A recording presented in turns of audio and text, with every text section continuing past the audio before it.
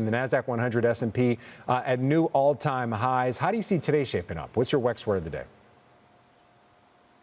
Well, my WEX word of the day is higher, as in, we still believe there's still room for the market to move higher. I feel like we're in that scene from the first Jurassic Park movie where the guy says life finds a way, right? So the market is finding a way, and we're seeing that hitting 32 record highs just yesterday. So this excitement around AI is still kind of fueling this upward momentum. Tiffany, we had a guest on earlier. So kind of a mixed message here. They're forecasting the S&P goes to 7,000 by next year, but at the same time, they're saying it's a bubble that will eventually pop. When we're looking at the AI trade, are you still putting money to work in that trade? Do you think it's a bubble? So I don't think it's a bubble. And so this is actually one of the questions that we're getting kind of like repeatedly from clients and also in our prospect meetings. And so when we think about a tech bubble and all this excitement around AI, we're naturally kind of comparing it to the tech bubble of the 2000s. And so there are really main differences here, right? So when you look at these companies, these magnificent 7 companies, these are profitable companies compared to the tech companies in the 2000s that had not seen any profit yet. Right? And so there was lots of euphoria around this idea called the internet, but these companies had not even been profitable yet, right? And so when you also look at the Magnificent 7 companies, they're 33% of course, the S&P, but the earnings growth, the growth has been like 50% year over year through the first quarter. They account for 39% of the R&D spending, 23% of free cash flow, and 16% of CashEx. So these companies are investing in themselves, they're profitable, and they're growing. Just like how there are analysts and experts who think that the AI boom is a bubble set to burst, there are many others who believe that we're just getting started, expecting AI to get even bigger as more and newer technologies are developed by the big tech names. One of those AI bulls is billionaire Philippe Lafont, who is the founder and portfolio manager of Coatue Management. In fact, his fund's top 10 holdings comprise mostly tech stocks, which shows how bullish he is on the sector. In a recent interview with Bloomberg, he talked about why NVIDIA stock is still one of his top AI picks, despite the recent pullbacks it experienced. So, in today's video, we're going to walk you through why he thinks so, and whether investors should be buying NVIDIA stock right now or stay away from it. But before we do that, if you want to keep up with NVIDIA's latest updates and keep up with the stock market's latest news, you can follow our Twitter account. We post multiple times daily about the biggest changes and catalysts in the market, so click the follow button if you don't want to miss the newest market updates. Now, back to today's video. Our team. Let's go to NVIDIA first. It was down about 3.5% earlier. Now it's only down 1%. But there is some commentary out there this morning. Yeah, and I would say NVIDIA's had a rough couple of sessions now as we've seen it pull back about 15% from its all-time high, which isn't too shabby, but it's definitely something that's concerned, I think, a lot of the overall bullish thesis on the market, because obviously NVIDIA has so much momentum. But Morgan Stanley raising its price target to $144 a share from $116 with an overweight rating following positive data from trips, they said, to Taiwan as well as China. And as a result, the firm is raising their calendar 2025 estimates and thanks data points from 2 of those trips, and U.S. checks now still remain robust. However, they did add that it's clear that we are at the tail end of the Hopper cycle, and the frothiness and visibility is lower than it was, and given the enthusiasm they are hearing for Blackwell now is lower than it would have been. So, I mean, all in all, Street still very much loves this name. There's 58 analysts, there's 53 buys, 5 holds, no underperforms, no sells. I would respect an underperform at this point just to see some divergence from the trend, but analysts love this name, and there's a reason why. I mean, it's the second best performer in the S&P 500 this year so far, just behind Supermicro. But like in terms of the ads, I mean, like the value add we see on like a daily basis when NVIDIA moves, it can add like literally hundreds of billions of dollars in market cap in a single session. We've seen that before. Yeah, I mean, it's keeping the NASDAQ afloat right now as it repaired itself from down move. Well, I shouldn't frame it that way because it's still down, but it was down a good bit earlier, and now that it's come back, things have stabilized a bit. The classic intraday recovery from NVIDIA. I feel like where we open is never where we close. Yeah.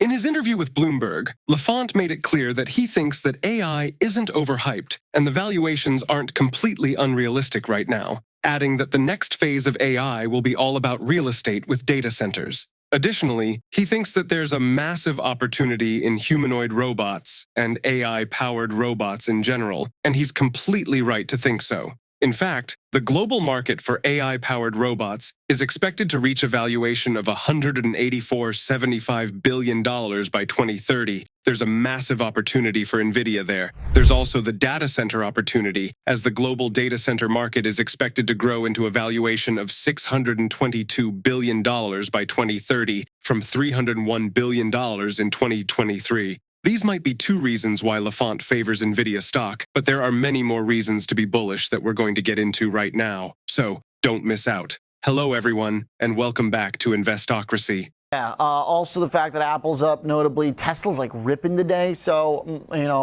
wouldn't be surprised if NVIDIA could catch some of that bid, but it's having a little trouble, Rick. I mean, we're still kind of stuck here at like this 120. Yeah, kind of a bumpy road for the broader market today, but we can see NVIDIA kind of stuck in a range, like you said here. Backtracking, we saw that we had a very strong rally earlier in this year, topped out around this 97 level twice, and then a big push to the upside once we did eventually break beyond that level. Shorter term trend line in white there, rather steep. We had our yearly all-time highs here near 140 and then a drop off. Now we've got this kind of consolidation area between about 118 to 127 or so, our green and red lines respectively here. We tested the waters below our yellow 21-day exponential moving average here. That's this line right here. And we have recovered above it here. The line was in danger of starting to trend downward. That would have been a sign of potential trend change here. So be on the lookout to see if we can hang on above this level as we head into the close here. This is a supportive point that we want to hold on to if you're bullish here. Okay. RSI was trending upward nicely here. Spent a good bit of time in this overbought area here above that 70 threshold, but momentum has dropped off here. We are managing to stay above that 50 midline that separates bullish from bearish momentum, but we've certainly taken a hit here in terms of the pace of the gains. Now we just kind of have this range to watch here, so be on the lookout for a break above either of or above or below these levels. Okay. LaFont's fund owns around 13 million NVIDIA shares worth $1.2 billion, and while the stock is one of his favorite AI picks, he is still worried about the geopolitical risks that come from NVIDIA depending too much on its Taiwanese supplier TSMC, especially with the rising tensions between Taiwan and China. This is why NVIDIA should exert more efforts into diversifying its supply chain. But it's fair to say that NVIDIA justified its growth expectation of over 100% for this year and 32% for next year when it revealed its three new accelerators, the B200, GB200, and GB200 NVL72, at this year's GTC conference. Not only that, but most recently, Barclays' Tom O'Malley gave an overweight or buy rating to the stock and set a $145 price target, citing a potential $25 billion opportunity for NVIDIA in sovereign AI, or countries using the company's tech to build up their AI capabilities. Sovereign AI is also a great opportunity for NVIDIA, as the global AI in governments and public services market is projected to expand at a compound annual growth rate of 16.9% from 2023 to 2030, reaching a value of $51.78 billion that year. NVIDIA already has 90% of the AI server market, so it won't be too surprising if it ends up capturing a massive percentage of the sovereign AI market as well. O'Malley also expects NVIDIA's earnings to reach $3.62 per share in fiscal 2026, while Wall Street analysts on average have a $3.55 per share estimate, and this highlights how bullish Barclays is on the company. With these experts' bullish takes on NVIDIA, is the current dip the perfect time to load up on NVIDIA shares? Let's find out. But first, if you made it this far into the video, thank you. These videos take a lot of effort and time to make, so if you enjoyed them, please hit the like button and subscribe to the channel. This goes a long way in helping us grow. That said, back to the video. Nancy, you're such a voice for us when it comes to artificial intelligence, whether it's hype or reality, and I'm interested as to whether you think the second half will bode well if you're long some of these names like NVIDIA and the chip stocks. Well, look, trees don't grow to the sky, so we need to recognize that these stocks have run a lot already. Having said that, NVIDIA's got a lot of its sleeve in terms of new product development, right? We've got Blackwell coming on in 2025. We've got Rubin thereafter. And so there's quite a lot of product development. NVIDIA does enjoy a competitive moat in both software and hardware. And I think we're just beginning of the purchase of these GPU chips from governments and other sectors like healthcare, the automotive sector. So look, at the end of the day, when a stock has risen 150%, there can always be a pullback. But I would say we're still pretty early innings here on the NVIDIA story.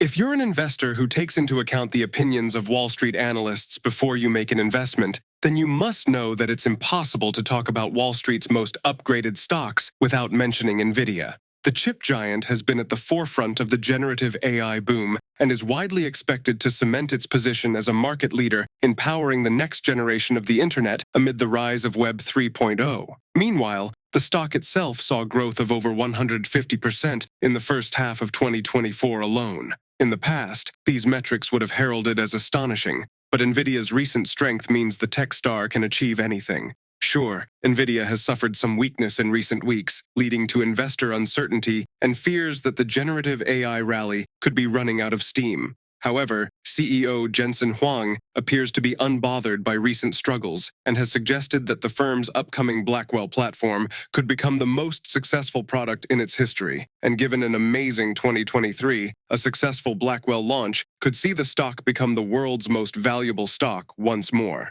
With this in mind, NVIDIA stock is still a buy in our view, and long-term growth investors shouldn't listen to traders who try to scare NVIDIA holders into selling early as there's still more room for growth.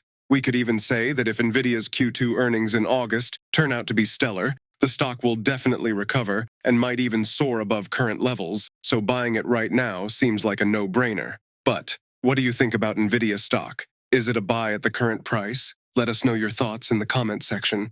And don't forget to tell us what your valuation for NVIDIA is. If you would like to know what companies like NVIDIA have been up to these past few days, go ahead and click on the next video on your screen. See you there.